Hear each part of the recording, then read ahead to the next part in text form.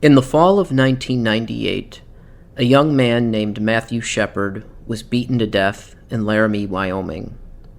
His murder became one of the most culturally significant crime stories of our time.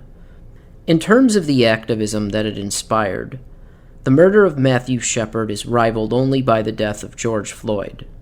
And just as with Floyd, a media narrative was created before a thorough investigation had even taken place. This terrible murder was quickly reported as an anti-gay hate crime. Almost immediately, it was weaponized for political purposes. President Clinton used the tragedy to urge the passage of a hate crime bill that was then stalled in Congress. A similar bill bearing Matthew Shepard's name ultimately passed into law under President Obama. In the years after the murder, foundations were created, books were written, movies and plays were produced. In schools across America, students would watch The Laramie Project, a dramatization of the events surrounding this terrible crime. The story told in The Laramie Project and in other popular media was that Matthew Shepard was the victim of a vicious attack fueled by the rage of two white male rednecks who harbored hatred for homosexuals. But was this narrative true? Stephen Jimenez, the author of the Book of Matt, at one time also believed this commonly accepted story. The author, who describes himself as gay and liberal, went to Laramie with the intention of writing a screenplay about these terrible events. However, he was soon confronted with inconvenient facts that completely changed his understanding of this horrible crime. In the Book of Matt, Jimenez provides the reader with a fascinating, disturbing, and ultimately well-researched presentation of the facts and circumstances that actually led to this crime. The book offers compelling evidence that the murderers of Matthew Shepard were almost certainly not motivated by hatred of homosexuals.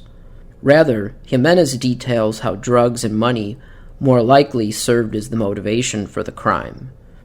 He also provides a thorough analysis of how and why the media was far too quick to seize upon and report the matter as a hate crime. And that is one of the things that I liked most about the book.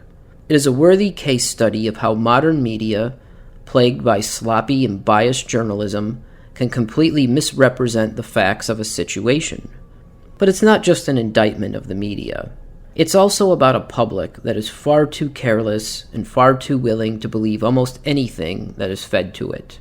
In getting this story wrong, the media failed to educate the public on the more pervasive problems at issue in this tragedy, namely the seedy drug methamphetamine culture that was plaguing Laramie, Wyoming, and other American communities at the time.